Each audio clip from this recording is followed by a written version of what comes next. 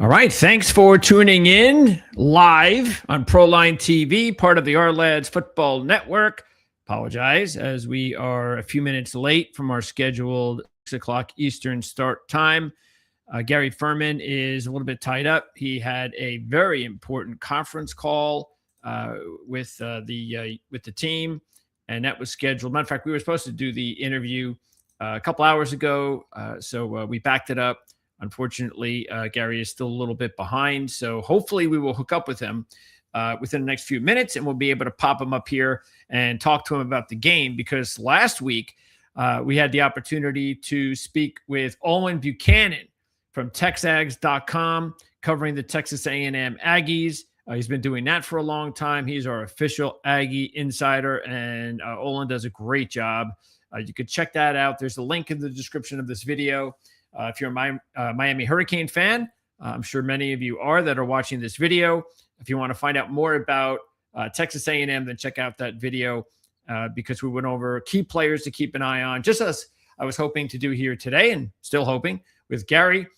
So that's what we're going to do, and maybe give back to the Texas A&M fans who might want to check it out and find out what they're looking forward to with the game on Saturday at 12. Also get Gary's perspective, like I did with Olin, on what it would take for the Miami Hurricanes to win a national championship, not just win on Saturday at Texas A&M, which is going to be, I think, just as tough as any game that Miami would play in this tournament, because it's a road game, and Texas A&M is one of the best teams in college football.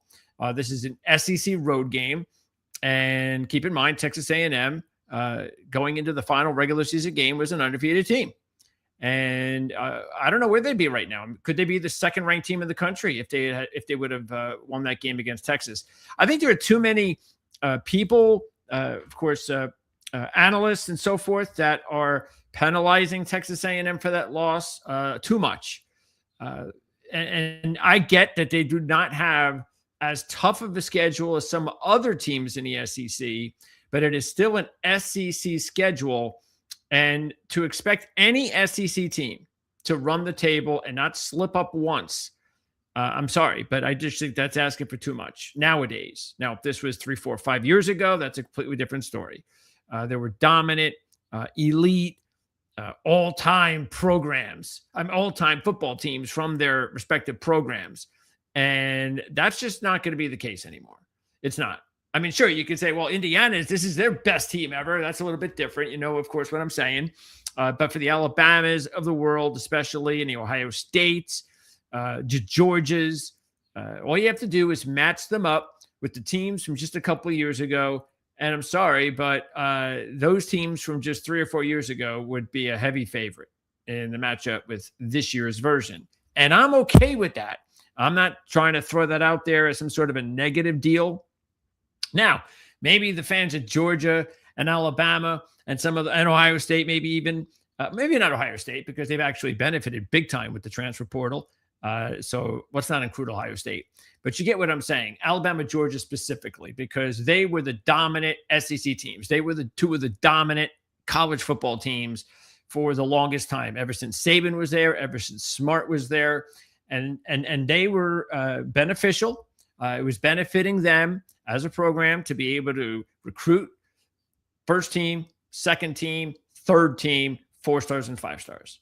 And because of that, anytime there were injuries, that's okay. We got another 4 or 5 star off the bench. Well, I don't want to say 5 star, but it did happen. Not every 5 star started, especially right away. Oh, we got an injury. Okay, another 4 star. Oh, another. Okay. Oh, we're 3 deep injuries. Oh, that's okay. With another 4 star in there. And that is how and why those teams were so dominant. And that's just the way college football was for a very long time. And again, just specifically those 2 teams over the last, 10, 20 years with those coaches, as I mentioned. Now everything has changed. And now any team can win a national championship. And don't let anybody fool you to think that that's not the case. This is not the way it was just a couple of years ago. So when you look at teams like Indiana and Ohio State, any team that, whether it's this season, last season, next season, any of these teams that go into the playoffs as the top team is not miles ahead. They're not even a gap ahead of 8 teams in these playoffs. Matter of fact, I'm going to try to pop up the bracket here. Let me see if I can get it up here. Let's see. Where's the bracket? Let's pop up the bracket because I want to go over. Unfortunately, these brackets. I'm trying to get the right one because I hate the fact that when you try to pop up these brackets on the screen, they don't fit. Okay, here we go. I think that, see, it doesn't even fit there. I can't get that to fit. I could probably shrink it, but then you can't see it. All right, I think there you go. That'll work. Oh wait, where am I? You can't see anything yet. My bad. Of course, it's my bad. I'm the one doing it. Don't you love that? But that's one of my pet peeves when you get the players.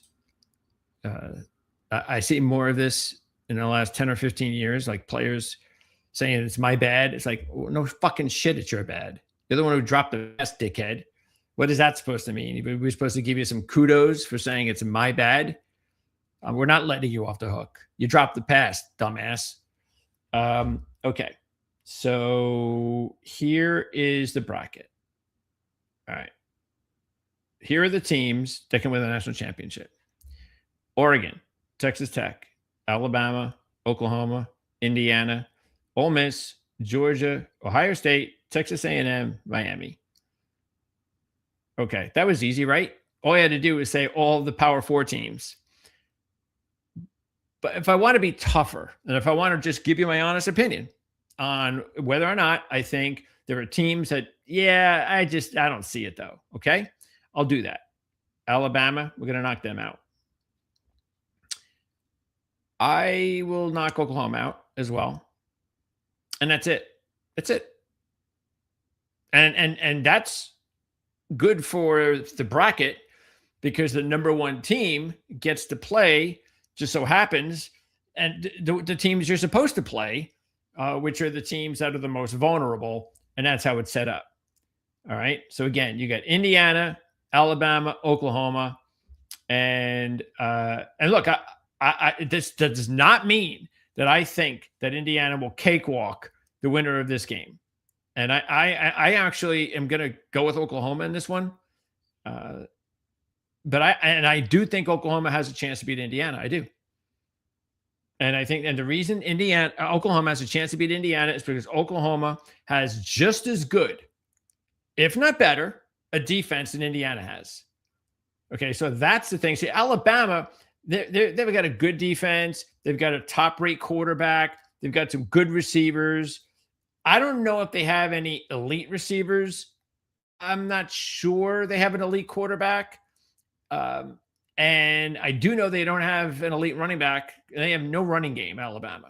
And that's why the Oklahoma matchup is a bad matchup for Alabama. Because Oklahoma is we're a really good defensive team. So you got to work for everything against our defense. You better have a balanced attack to have success, high success against us. And Alabama has not shown that. Now, they did out yardage the hell out of Oklahoma in their last matchup, but keep in mind that was in Alabama. And if it wasn't for that win by Oklahoma at Alabama, then Oklahoma wouldn't even have made the tournament. But that's exactly what happened. So I'm looking at an Oklahoma team that has beaten Alabama. They beat them last year. They held them to 3 points last year. And then they wind up beating them at Alabama this year. So I think that is a bad matchup for Alabama. And, Mateer is now going to be as healthy as he's going to be based on the time now that he's been back since the injury. I don't see the player that I saw earlier in the season before the injury. So I do wonder if that is going to get better. It's one of those deals where it's just time and so forth. It just needs to heal and all that kind of stuff. But if you're an Oklahoma fan, you surely hope so. And it's been a few more weeks, so that'll help. But they do still have a quarterback that if he can go out there and if he can play a little bit, if not a lot, like he played earlier in the season, it can give Indiana a lot of trouble.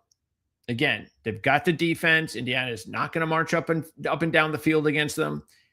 Look, if they do, then Indiana is going to be really tough to beat. I just don't think that that's the case.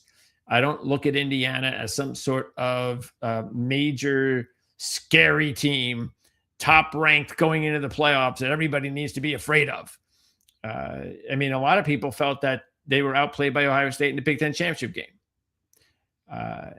Say what you want about the Penn State game. I mean, that wasn't a very good Penn State team, and it needed a last-minute touchdown drive and a miraculous touchdown catch in order to beat Penn State and remain undefeated. They also had a close win at Iowa and a good win on the road at Oregon.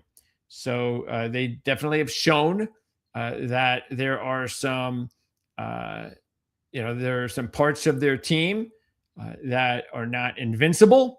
And so you get an undefeated team that will now go into the postseason and have to play a really good team every week they play them. So basically you got Indiana's going to win against Alabama, Oklahoma. Then they've got to beat potentially Texas Tech, Oregon again. Then that just gets them to the championship game. And who knows, maybe they have to beat Ohio State again, or it could be Miami or Texas A&M or Georgia. And who knows about Ole Miss? Nobody knows about Ole Miss. But as far as Miami and Texas A&M, which is what we were going to do here with Gary, the fact is that Miami, just like I was saying with Oklahoma and Alabama, and even more so with these two teams, I really think Ohio State's getting the short end of the stick here. The best matchup for, like, if I was looking at the board and I was a team, if I get my choice, if I'm Indiana, if I have my choice, I'm staying right where I am.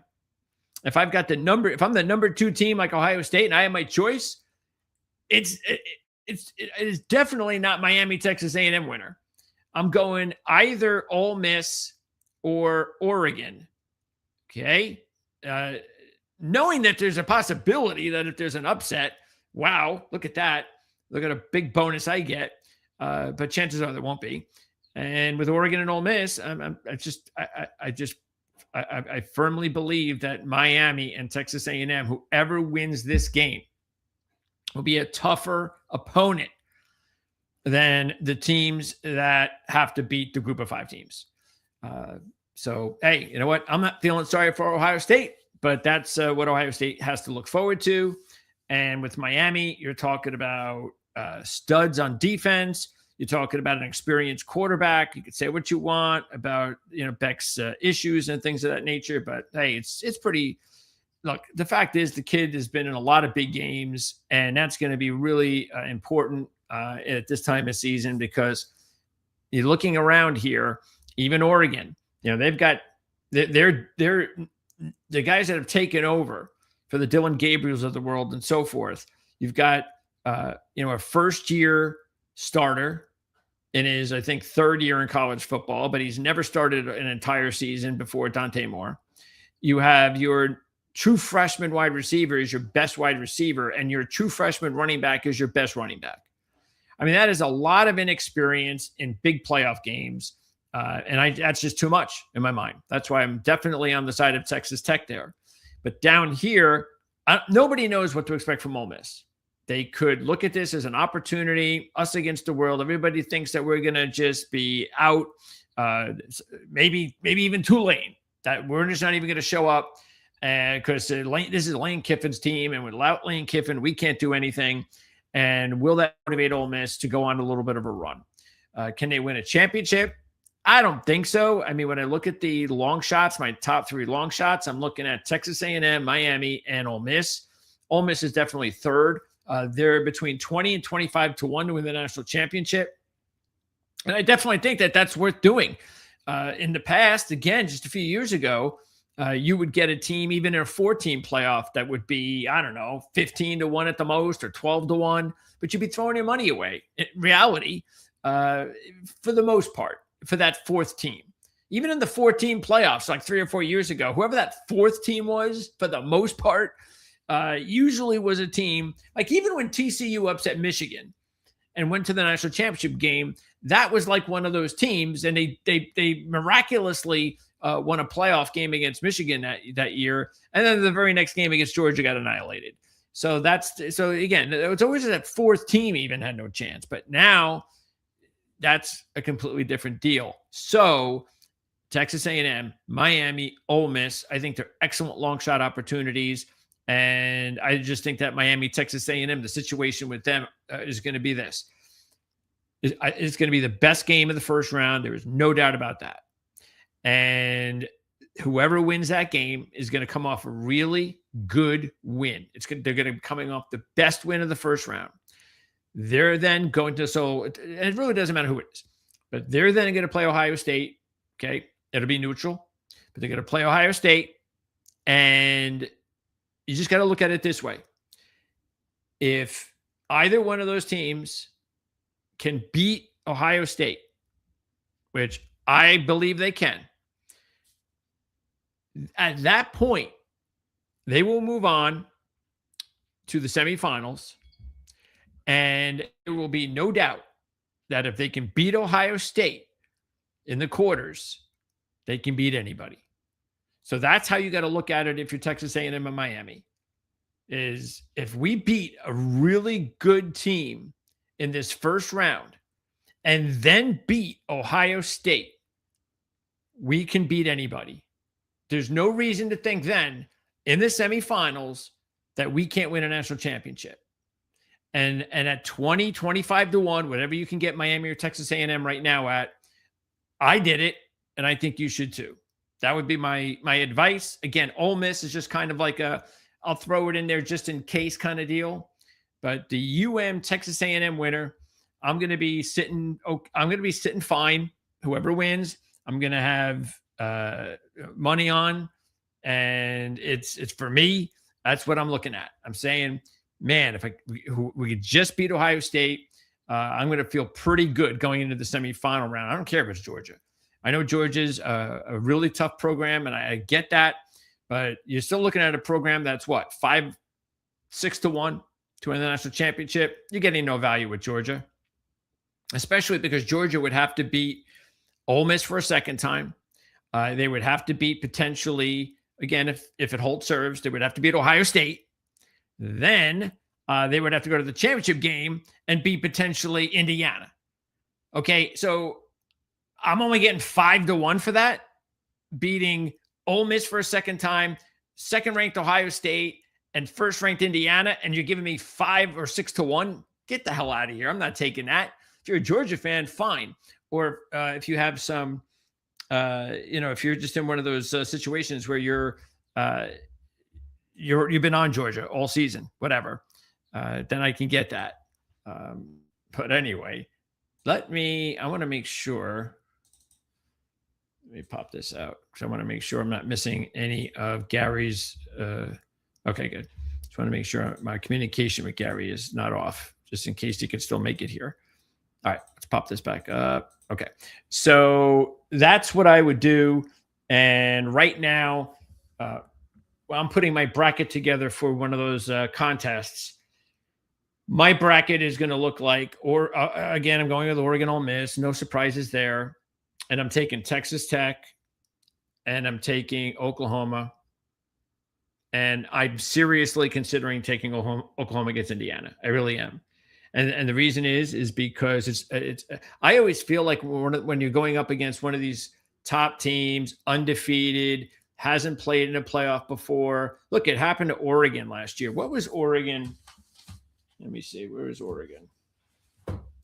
Get my trusted Mark Lawrence playbook guide. It's always handy for anything that I need. So let's see. Don't forget to subscribe, like, and share. Okay, so Oregon goes into the playoff game after their win against Penn State in the Big Ten championship game undefeated. And this is a team that even though they they're always top 20, top 10, certain years better than others, that sort of thing. They've been a winning team for as long as Chip Kelly's turned the program around. I mean, under Bellotti, they were a good team, good program, but Chip Kelly really put a stamp on them. And it was kind of like the new age of college football where things were really starting to heat up with the media and just everybody was into college football more. Chip Kelly was there. And of course, he had the unique way that he ran his offense, 5 seconds between every play, that sort of deal. So Oregon's team last year, there was the belief this is their team. They've got the veterans, including Dylan Gabriel. Look at the players that are going to be NFL draft picks, the top picks going into 2025. And this is the team. And they go right into the playoffs as the top-ranked team and lose. Matter of fact, let me see. I'm going to take a look at the bracket. Where is it? Let me go ahead and pop up 2024 college football playoff bracket. Okay, let me see. Do they have that here? Let's see. This is it. Okay, can I pop that up? No, they're not allowing me to do that. So let me just go with the ESPN one. Okay. I know it's a little big, but I don't want to waste any more of your time on this. Okay. So there's the championship. What are you doing? I hate when they move it from one monitor to the next, they change everything. So that's why I've got to find the right one. Because I want to show you. Let me see. Can I do this? Yeah. Yes. Let's do that. All right. See wait, where is it? There it is. Okay. So as you see here, this is the way it was last year. And I think it's important to take a look, just for an example of how things early on in round one. And as you can see, last year in the first round, there were no close games. The closest game was the Texas-Clemson game. Texas then kind of, really took over. But remember, Clemson had like all their running backs were banged up. Everybody thought this was going to be an easy one, and it wasn't. It was a close game until late, and Texas had like 2 or 3 scores, that kind of thing, broke things open. Anyway, the bottom line is the whole first round last year were blowouts. Does that mean we're going to have blowouts again? Are we looking at this a little bit different than we should? I don't know. I don't think so, because I don't see how either Miami or Texas A&M is a blowout. So I don't really see how Alabama, Oklahoma is a blowout either. Now, naturally, you would think if there were blowouts, the home team is going to be the team that is going to have the edge, and that would probably be the case this time around as well, because all 4 teams, as you can see, were the home teams, and they did blow out all of their opponents. I'm not sure if it was. I don't know if all of them. I don't know if it was 4-0 straight up ATS. Check out Mark Lawrence and his bowl guide. It's already out, so you can purchase that at playbooksports.com. And he goes from the first bowl game all the way through to the Hawaii Bowl. And then bowl guide 2 will be after that. And you can't really put a bowl guide together at this point because there's too many changes going on. Gary. I can come on now, but don't have the link. Emailed it. Okay, so Gary's coming on. All right, so then here it is. Here's the Oregon-Ohio State Rose Bowl situation. And you know where Indiana's playing, right? The Rose Bowl. And what happened to Oregon? They got demolished from the beginning to the end. They were never in it. Meanwhile, this was a great game, as we know. Arizona State actually should have won the game. That was when Arizona State decided when it was 4th down, what was it, 4th and 10 or something like that for Texas, or 4th and 15, and they decided to blitz. The stupidest defensive call I think I've ever seen in a tight spot in my entire life in college football. And they got beat for the blitz, of course, and Texas went on to win. And then he had the Notre Dame win against Georgia, and Notre Dame was definitely the better team, and Penn State was clearly the better team against Boise State. So really, when you look at it, and look, Notre Dame, remember, now Georgia, see, this is the other thing with Georgia, and this is the reason why I look at this situation, and even though I like them and think they're better equipped this year, the reason is because they had the whole injury situation, and Stockton was coming in really green, so it wasn't really fair to grade Georgia back then. But look, they were the second seed, and they were really never in it. The Notre Dame's defense just did not allow this young kid at the time to really make it a game. So when you looked at it, you did have one upset. Arizona State probably should have won. A second upset. You had the seed upset. I'm not sure. I don't remember what the line was in that game.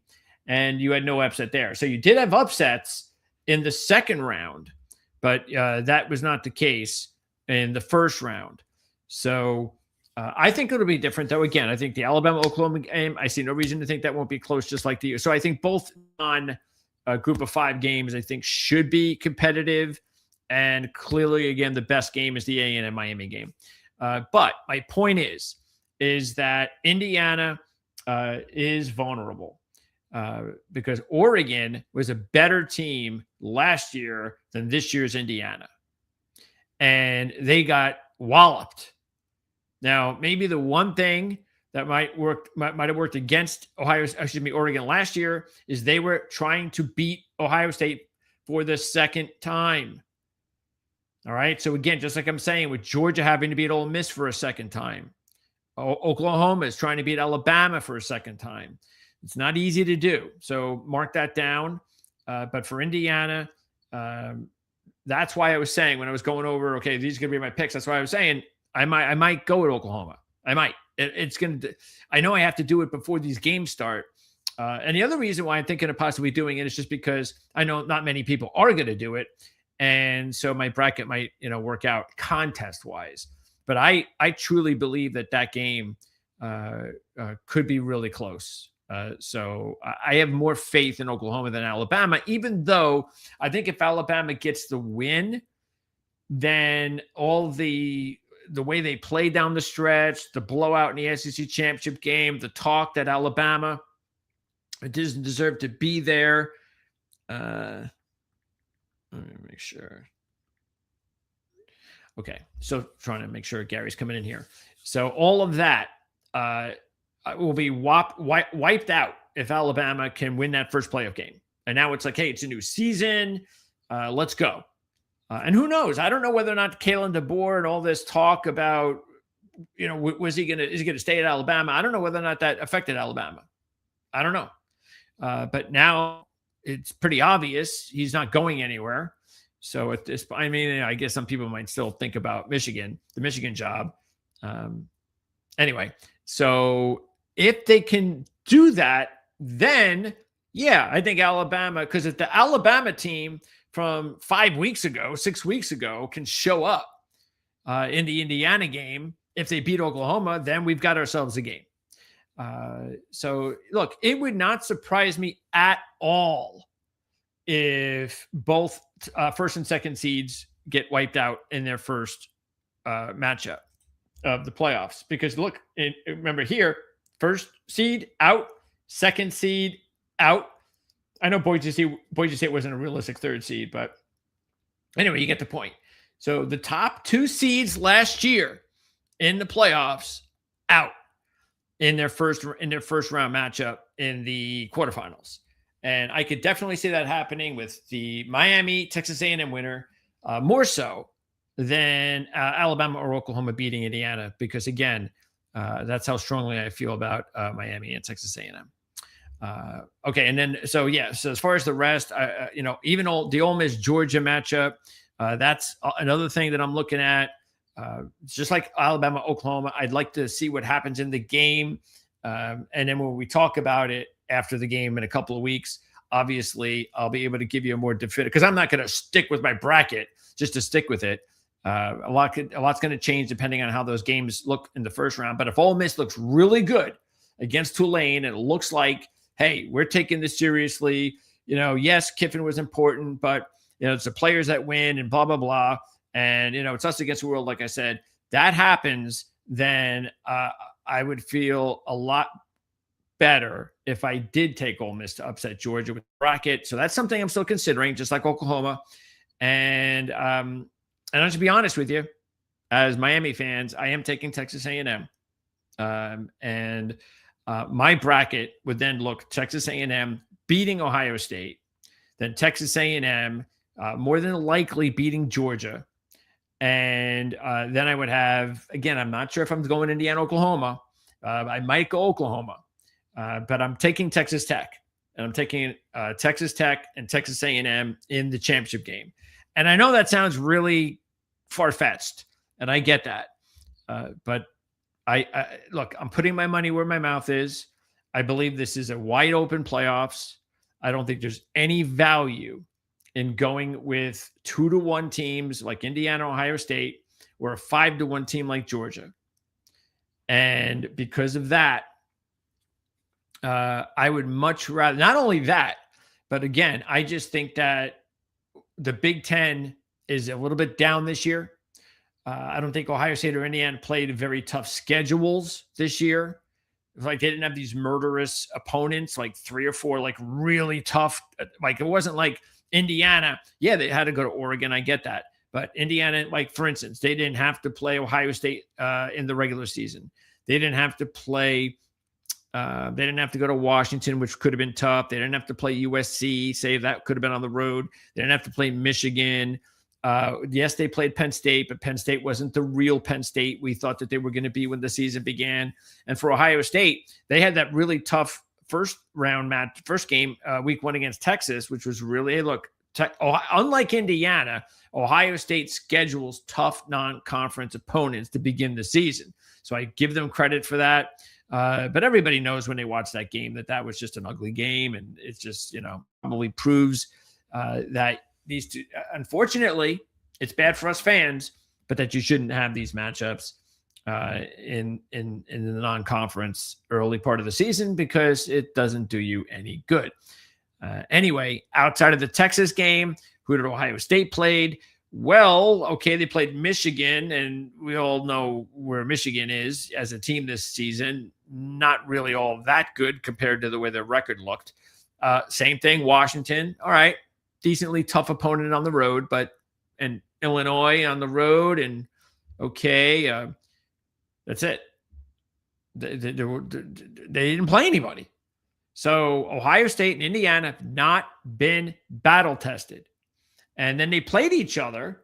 And while it was a really close game, I'm sorry, but it was not aesthetically appealing to me. I didn't go, wow, do these two teams look head and above better than the rest of the country? Not that looking at the Georgia-Alabama game made me change my mind either. It's like both biggest championship games of the playoffs of the end of the regular season championship, overall, they were underwhelming. And yes, you have to have a good defense. There's no question about it, but that's the thing. And as a matter of fact, I even brought this up about a few weeks ago, just to remind my viewers that, remember, when you're making these predictions in the playoffs, defense is what's going to win in the playoffs and in the big games. It's going to be, especially this year more than ever, and we saw it in those 2 championship games. It was the defense that won. None of the offenses looked very good at all. I don't care what anybody says about Mendoza, and he solidified his Heisman with the win against Ohio State. Come on. Anybody think that was a really good game and performance from a quarterback in a championship game? That was just, okay, he did what he was supposed to do, and okay, great. I mean, what am I supposed to do? Pat him on the back for doing what he's supposed to do? But he didn't have any, like, Heisman moments. He didn't do what he did in the Penn State game, which was clearly the best drive of the entire season for any of these teams. So when you look at these games, these national championship games, you go, all right, well, defense definitely won out. The offenses look like they can get, pretty much, the right word is they can pretty much I can't even think of the right word. I'm trying to think of this is what sucks. I don't have the vocabulary I need to have, but I mean, I have the word, but I just can't get, spit it out. But the fact of the matter is that if you can limit the offense the way that these defenses did in the big championship games, my point is that I don't think that's like an anomaly. I just think that that's what we're going to see now. And that means that I think you're going to see that from Texas Tech. Texas Tech is an excellent defense as well. They've got one of the best defenses in the country. Indiana's got a really good defense. Georgia, Ohio State, all of that. What I like about Miami, Texas A&M especially, is the fact that both of those teams also have good enough defenders. They may not be considered, they may not be looked at like the top 4 teams in college football with their defenses, but there's really good defenders on their teams. And we know that from Miami fans out there. You know how good some of these players are. But what I also like about Miami and Texas A&M is that they can also score. They have weapons on offense. Again, Miami's got an experienced quarterback, Texas, and a hell of a freshman receiver. Texas A&M, they've got running backs, they've got receivers, they've got a really young, dynamic quarterback. And what I like about Miami and Texas A&M too, they have they go into the playoffs as the underdog. They're not good enough. There's the pressure they don't have to worry about, all that kind of stuff. And that is definitely going to be a big advantage, I believe. In a tournament like this, that again is going to be wide open. So let me see. I have no idea why all of a sudden I'm not seeing Gary again. Let me see if I could. Where did I send him the link? Let's see. Here it is. Let's see. Where did I put it? All right. There it is.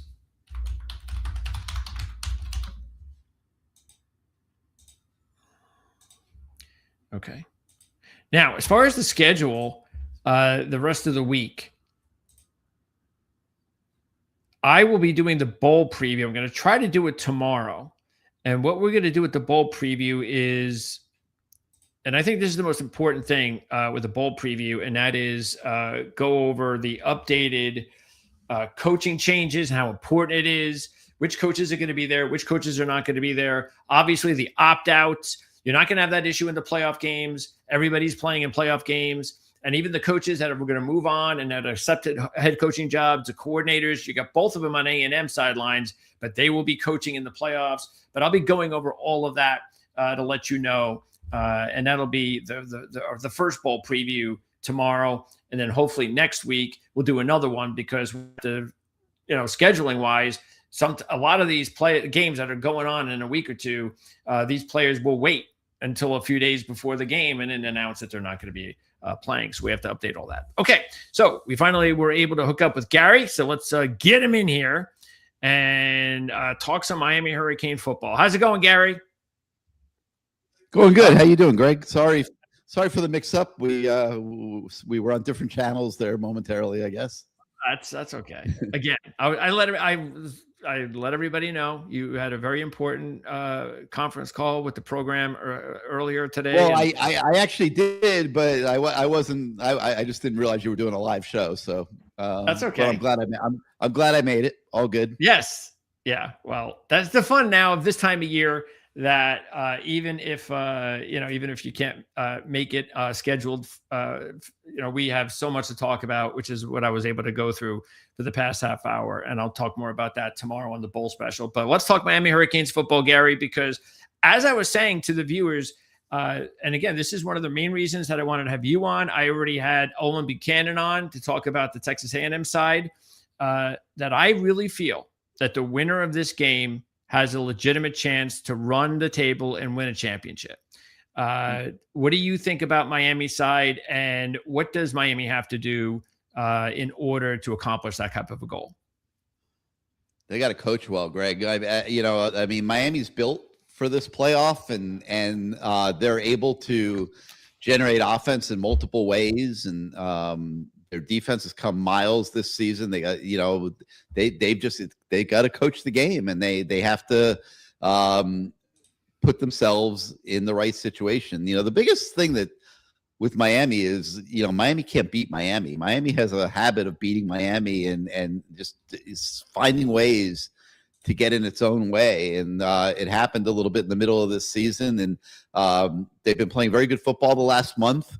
To me, the style of football that they played in the last month, which I was absolutely all in on and in favor of, does that now work in the playoffs? It's not a lot different than basketball, where when you get into the NCAA tournament, teams that were run and gun the whole year suddenly now got to be able to survive in half court offense and execute and things like that. And I don't think this 12-team playoff is that different from that. In Miami's case on Saturday, they're going into a hostile environment at Texas A&M. They're playing a team that gets after it on defense. They do a great job rushing the passer. And Miami's going to have to figure out what is the best way for us to attack that. And it is the best way to attack that necessarily what we have thrived with in the last month, because they did take on an entirely new look offensively in the middle of the season, and it's worked. It's been great. But, is it right for a hostile game on the road in a playoff pressure situation?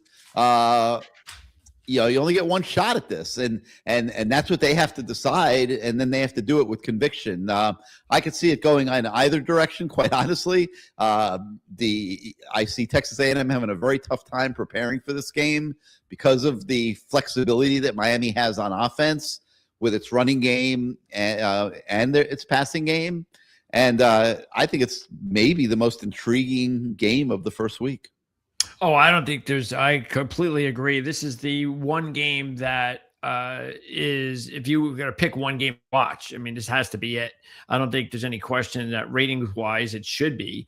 I think the only reason Alabama, Oklahoma might get the most ratings is just tradition.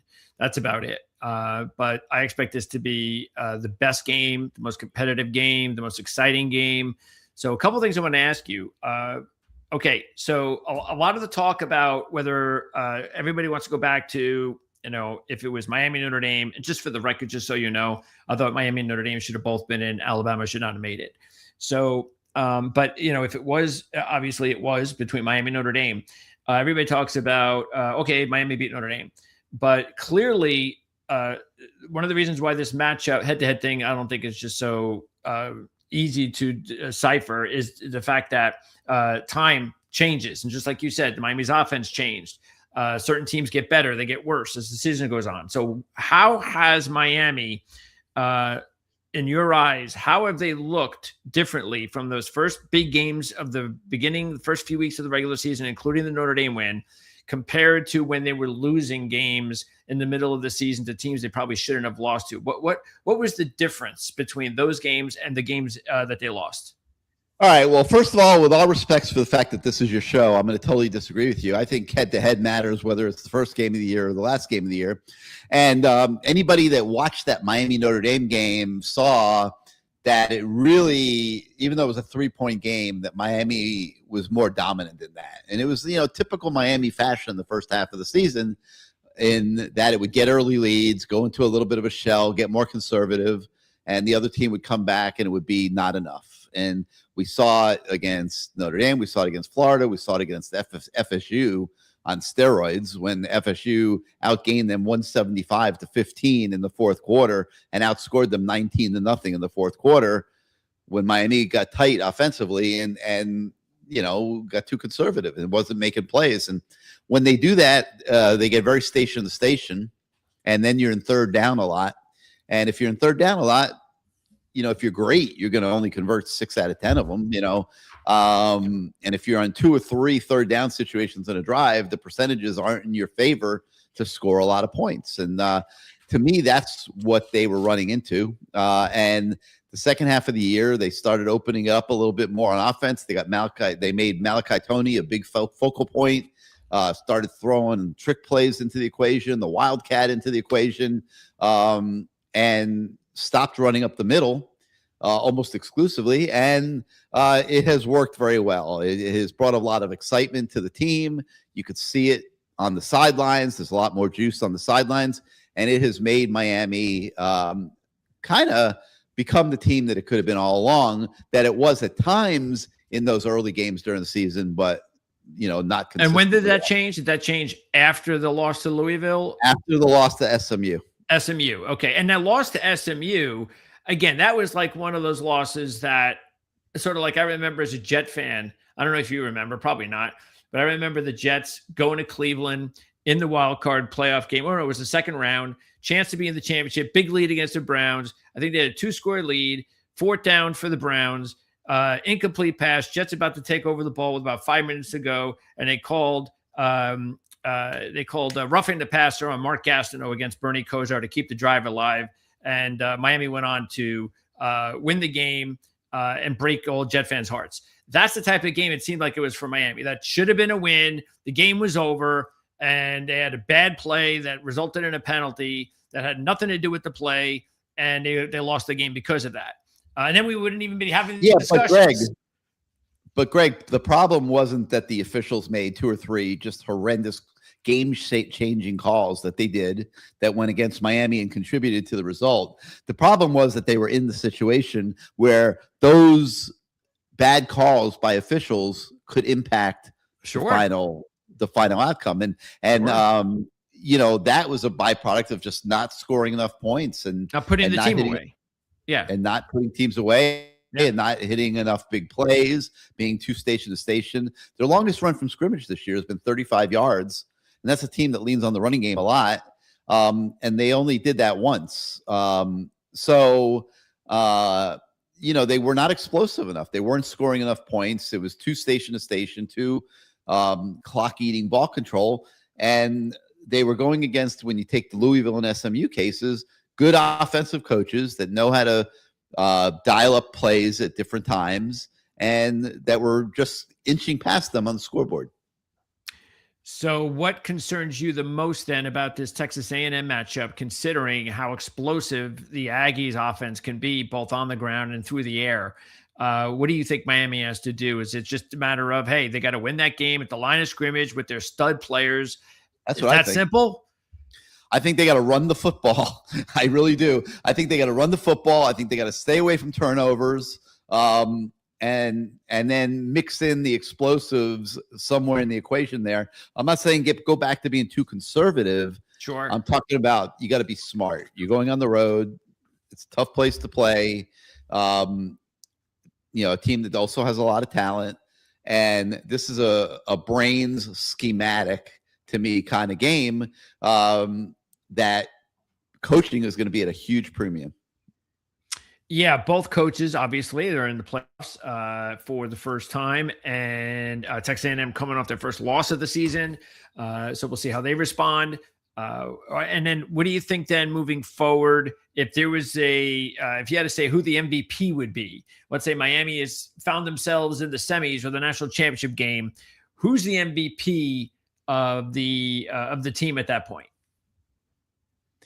At this point, you'd have to say Malachi Toney. He is absolutely just transformed the entire sideline with his excitement that he's brought to the game. And I would have to say Malachi Toney is the MVP, even over Ruben Bain. And do you think that would be the case if they made the run? Would you say if they're going to continue to play at their best, then Toney's going to have to continue to be that guy? Or he is, but he can't do it all by himself. They're going to be paying a lot of attention to him. If you're Texas A&M and you're watching a season's worth of Miami film, you're going to see we got to stop this Malachi Toney guy. They're going to double team him a lot. It's going to be harder for him, and it's going to take other things to win this game. And to me, the other things are the talent that Miami has at running back. They just need to use it better than they did the first half of the season when they were predominantly an A and B gap running team. They've had more success running outside. They got Gerard Pringle involved in the action, and that's been a huge plus for Miami. He brings a little bit more wiggle and speed to the equation. He hits the hole a little bit harder, and I think they're going to have to try to do some of that. But I think there's going to be times where they got to put Mark Fletcher back there and just try to physically beat the crap out of A&M, because Texas had 200 plus yards rushing against them. I mean, you can run the ball on A&M. If you're just dropping back too much and they're teeing off and bringing their blitz packages and stuff like that, it can get a lot tougher for you, especially with a quarterback in Carson Beck that has shown a propensity at times in his career to turn the ball over when under pressure. And something they got to be aware of going into this game. Yeah, speaking of Beck, what part of Beck's game and the criticism to Beck, what part of that do you think is not warranted? None of it. I mean, he's had a really good season, Greg. I mean, he really has. And the fact that he threw 4 interceptions, really 5, one was called off in the Louisville game, I think soured the entire thing for him and soured the way people look at him. But the other 11 games, he was pretty damn good. He had the late interception against SMU, but on that play, one of his lead key receivers got tackled in the back of the end zone, and the refs didn't call defensive holding or pass interference, and he ended up with one guy targeted who was basically covered, and it ended up getting intercepted. So, but he wasn't horrendous in that game, and he's been pretty good in most other ones. He's had a decent season, and I'm not sure people look at him like that because of how bad the Louisville game was. Yeah, if there's a player out there as far as these, especially the quarterback position, that really does need to maybe redeem himself in a way, I think it's definitely because look, the injury occurred last year, and there's nothing you can do about that. And then, of course, and he didn't have the season last year a lot of people thought he was going to have anyway, which precipitated the move, I'm sure. And now that is something that we could see in a couple of weeks. Who knows? That could be exciting if we get a Miami-Georgia matchup. But for the most part, he's a veteran quarterback. He's been through the wars, and I think that could definitely be where Miami could have an advantage. Because again, whoever wins this game is going to win a big game and is going to have an opportunity to go in and play an Ohio State team that is definitely vulnerable. We're not talking about the Ohio State team from last year. They're a good team, but I think either one of these teams is capable of beating Ohio State. Yeah, I mean, no question. Miami's built to beat anybody. Like they should be able to play with. They shouldn't be walking out on the field against any of these teams in the playoff thinking we don't have a chance to win. It's a very well constructed team. It's got a lot of talent. It's very balanced offense and defense. And now they just got to go get it done. I mean, there's no excuses. I mean, they got to go out and get it done. And the coaches got to be on point, and the players got to be relaxed and not get too tight, not let the moment get too big, which that could happen. I mean, sure. Miami hasn't been in a game like this in 23 years. Okay. They haven't come close to being a game with this significance in 23 years. So, big thing. Don't let the moment get too big. Yeah, and Texas A&M, even though they've played in some important games, this is also pretty much. I mean, as far as I recall, Texas A&M football, I don't think I've ever recalled Texas A&M football in a game bigger than this. And they're at home, which can be an advantage, but could also be a negative because there's a little bit more pressure, and we've seen that happen before, especially if you get down early. But again, that's why I think it's going to be a dynamic game. Bring up the players, especially on defense, because this is really where Miami, if they're going to win a national championship, I think this is where it's really going to have to be done. Everybody knows about Ruben Bain, could end up, as a top pick overall, or at least the first non-quarterback pick. And then you also have players like Moton and Messidor. I don't think there's a defensive line in football that has the talent that Miami does. Yeah, they're very good up front. Messidor is the guy to me that really Ruben Bain's very good. Messidor is kind of like a guy that falls under the radar because of Ruben Bain, who's had a great season. And a guy that's really coming also is Ahmad Moton, defensive tackle. He's played really well the last month or so, and he's becoming a force as well. David Blaze should be back for this game. And then you've got Armando Blunt and Justin Scott and Marquise Lightfoot coming in off the bench. predominantly in passing situations. But, so you've got some decent quality there with those top 7 guys on the D line. And, the linebackers, Basaint, Popo Aguirre, Mo Torre, they're good players, but it's that defensive line that really makes it go in tandem with a very improved secondary that's going to have a challenge with a couple really good receivers. Yeah. Yes, that Craver and Concepcion, and they got a couple other guys. Yes, that's they've got a lot of weapons. Who is the best player in the secondary for Miami? Do they have a clear-cut number 1 guy? Jacoby Thomas has been really, really good, and so has Keontae Scott. He's been hurt, but he's trending towards being able to play. Those 2 guys coming out of the transfer portal have been everything for the Miami defense, just a massive, massive impact. And so I would go with those 2 guys. Okay. Speaking of injuries, so Scott, that's definitely a big one to keep an eye on. Anybody else? No, I mean, they're pretty healthy, Greg. I mean, they're not in bad shape. A couple guys, it's late in the season. Got a few guys that might have like turf toe and things like that. But no, they're in a decent place going into this game physically. Olin said that one of the problems Texas A&M has had is the kicking game.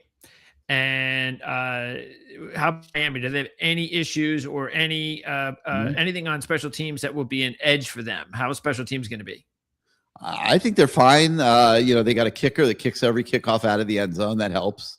They got one of the better punters in the country. He can move the ball around very effectively, and which allows them to slide their coverage in one direction or the other, depending on the call. So no, they're pretty solid on special teams. Like I said, it's a solid football team with depth and quality, and they just got to get it done in the X and O department, and they should be right there where they want to be. A couple more questions before I let you go. One is, give me a player or players. You talked about how, because the moment can be really big for these young kids. So is there a player or players on the team that you think stand the best chance of use of, like, for you, is what you followed and you go, yeah, I don't think it's going to be too big a stage for that guy or that guy or 2. Those are the guys that I do not see them crumbling. I do not see where it's just too big of a stage for them. Give me a couple of guys that you think are the guys that you really feel confident could maybe even make a name for themselves. Mark Fletcher is one that comes to mind. He seems to me very built for a game like this. I could see him having a big day. Okay. Gerard Pringle's a freshman, and hopefully, nerves don't become an issue with him. But he's just very capable of making a big impact in this game. I think you have to look at CJ Daniels as an older kid, very confident receiver, who could be a big part of the game plan. For this game. Defensively, I would say Mesidor, man. I mean, everyone's going to be watching Bain. I'm sure he's going to get a lot of attention from A&M's offensive line. But Mesidor, the team leader in sacks, to me, is a guy that could be very impactful in this game. Yeah, and that's the fun too. So it's also fun for these kids because this is really the best opportunity, even better than the All-Star games and the Senior Bowl and all that. This is their opportunity to shine and to make money and to move up the draft boards. Last question: what do you got as far as a prediction? I believe Texas A&M right now is a 3.5-point favorite. I'm going to go, at the expense of sounding like a homer, I'm going to go with Miami by a field goal. I think it'll be a game in the fourth quarter, and I think, Miami finds a way to win it. All right, Gary. Well, I think, like I said, I'm going to be on the record. I think the winner of this game is going to beat Ohio State. And I think the winner of this game actually is going to be my pick to get to the championship game. That's how good I think these 2 teams are. It's going to benefit them. We'll see. I mean, obviously, we got to see how the game goes. It could be a close game, but it could be a sloppy close game, and then I'll change my mind after that. But I don't think that's going to be the case. I think we're going to get the best game out of these 2 teams. I think it's going to be a lot of fun. For you covering the team, of course, we got links in the description of this video for canesport.com. What are you going to be doing? You're going to be doing some live coverage, streaming? Oh, this week, yeah, we'll have our Cane Sport Live show tomorrow night at 8, and then we'll have our usual lineup of shows as the week goes forward, and leading up to Saturday. And what do you do during the game? Oh, we cover the game. We're at the game. So you're basically constantly tweeting out or even more, or how does that work? No, we do a significant amount of coverage after the game, with game stories, columns, interviews. Okay. Awesome. All right, Gary. Well, hopefully, hey, look, the team wins. I look forward to bugging you again. All right, Greg. And I appreciate it. No, you got to run. So thanks for doing this. Anytime, man. All right, that's Gary Ferman, canesport.com. Again, links in the description of the video. And like I said, once again, just to put the point in there, to emphasize it, that I really do believe that the winner of this game is going to make the run to the championship game. Now, the question is, will they win the championship? I am going to... because I am going to put Texas Tech on the opposite side of the bracket. So I do believe that if Miami or Texas A&M were to get past Ohio State and Georgia, those two roadblocks, that they will be able to beat Texas Tech. So that's what I'm putting my money where my mouth is. Again, I wish that they weren't playing each other. Too bad it wasn't like Texas A&M against Tulane, that sort of thing. But it is what it is. And maybe this will be the best thing for these two teams, is to play each other first, to be that battle tested first, then to go right into Ohio State. And that's a team that's been sitting around for a few weeks, didn't play the week before. And I think that will be an advantage for Texas A&M or Miami. So if you want to, that's why they call it gambling. If you want to gamble a little bit like I am, then I think putting some money on Miami or Texas A&M to win the national championship would be worth it. Again, 25 to 1. That's what you're getting. We'll see how it works out. And like I said, look, when you put these brackets together before the tournament begins, you're just hoping that what you feel is going to happen, for what you're going to see in the first round games especially, that will come to pass. Even if you wind up picking all the right 4 teams, like I just said, maybe, like, for instance, let's say I took Miami to beat Texas A&M and then took Miami to beat Ohio State, because they have that. That's how they have the contests. Well, they'll say, well, they don't say the team. They just say the winner of Texas A&M, Miami. Do you pick them or do you pick Ohio State? And I'm going to pick the winner of this game. But what could happen is, I don't think will happen, but what could happen is, all of a sudden, the game is over on Saturday afternoon and it's 16-13 Miami, and there were 5 turnovers between both teams. And then I'm going, okay, well, I changed my mind on that one. So my contest is probably going to get all screwed up. But it's going to be a couple weeks later, and then you can change your mind and make your own predictions then, which we'll talk about in the next several weeks, leading up all the way to the championship game. And then what I was saying before Gary came on, again, the reason why I think it's really important, look, there's nothing you can do about the contest, except there are contests that will allow you to not make the picks until the game is played.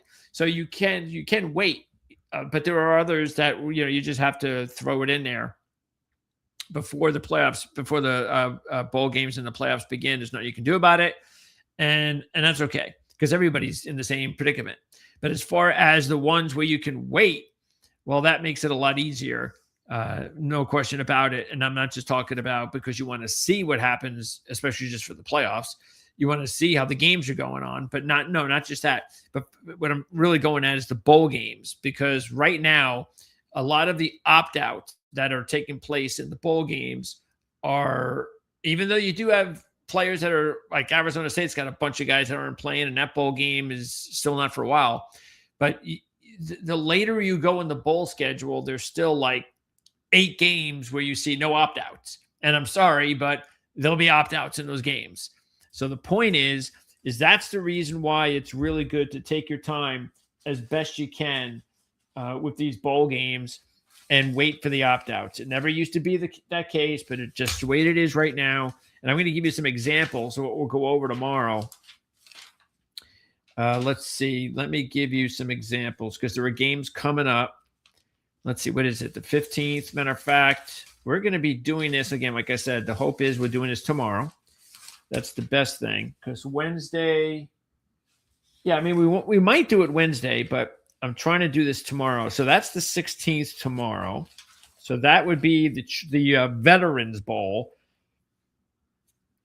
I don't know why the Veterans Bowl or the Military Bowl. I have no idea why you don't see Armed Forces teams in there, but whatever.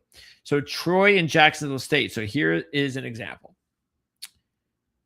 Troy's quarterback's out, Goose Crowder. He ain't playing. Keeping in mind that he missed most of the season anyway, came back, played a couple of games towards the end, started the championship game of the Sun Belt, and got injured in the game, re-injured himself. So the backup has done a decent job. He's done a decent job. So I don't look at it as a big loss, but it is a loss nonetheless. You're going to your backup quarterback.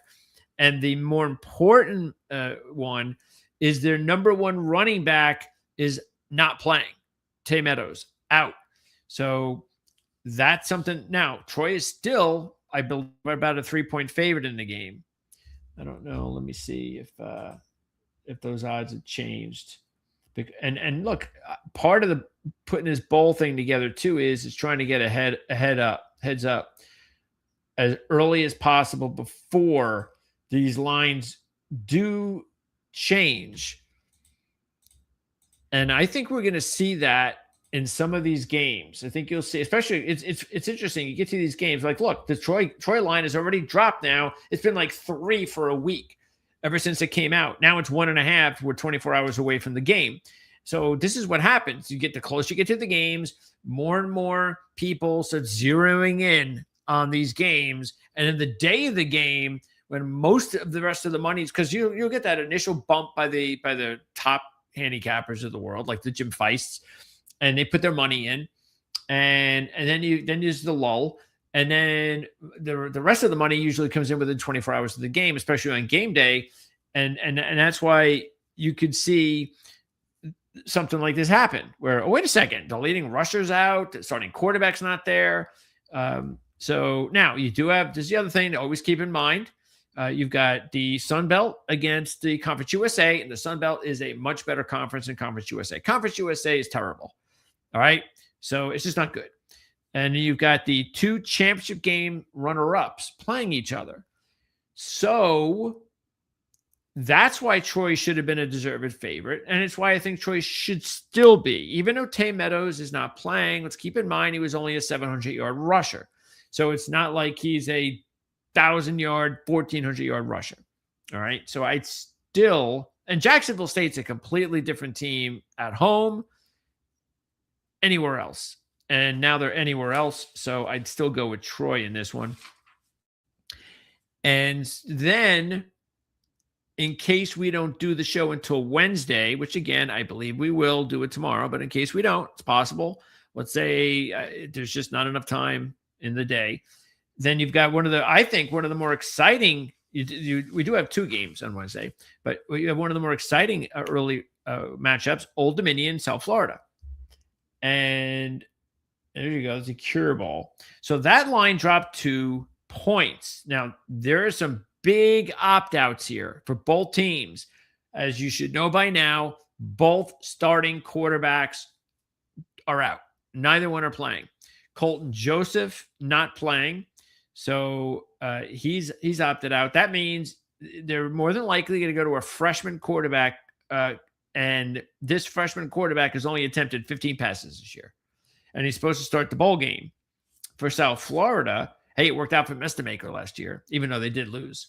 So South Florida, not only is their coach gone to Auburn, and their interim is going to be the defensive line coach, but Byron Brown, gone, out, opted out.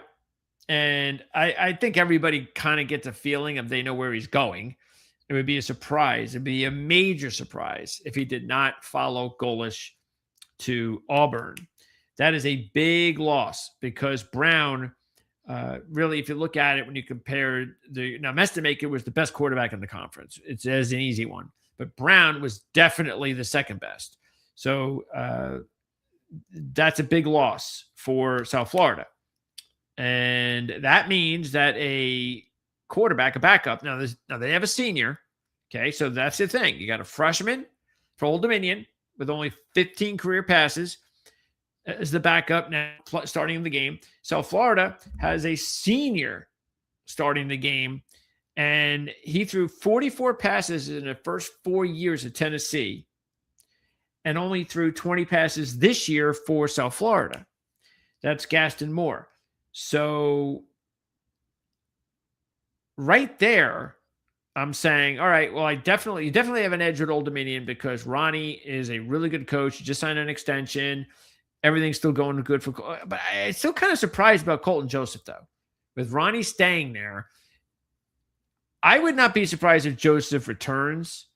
Now, this might be one of the situations where Colton Joseph feels, let me see what's out there.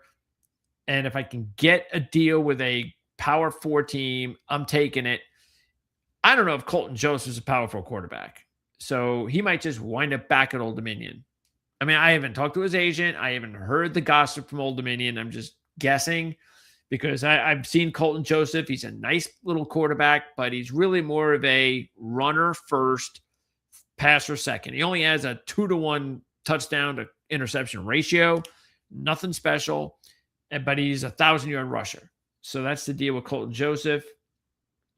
And he had some really good plays in the Indiana game to start the season, which is why I think there might be some Power 4 teams. Hey, did it against Power 4 team. We put Power 4 players around him. So you never know. Colton Joseph could end up. Now, look, he's not going to end up on a really good team, but he could end up in a Power 4 team. But anyway, that's a freshman quarterback starting for Old Dominion. Hennikel is his name, Quinn Hennikel, against South Florida's senior backup quarterback starting the game. The big difference is the coach. So no head coach for South Florida. You do get Ronnie staying at Old Dominion. Look, the line dropped here, as you see, from 5 to 3. I would still take South Florida, though. So, yeah, because right now I don't see any other opt-outs for South Florida. Both teams are opting out the quarterbacks, and that's it. So at this point, that means it's an even deal, even though I think it's an edge to South Florida because you have a senior versus a freshman. And even though Old Dominion's got the edge at coach, it's just one game. It's a bowl game. I get it, but it's just a game. We've seen plenty of situations where interim coaches have won bowl games and athletic directors have been stupid enough to give the job to the interim coach. The timing is different now, though, with the coaches, which is why it created the whole Lane Kiffin thing, created a firestorm with the time of the schedule, and you got to change that because you can't have that.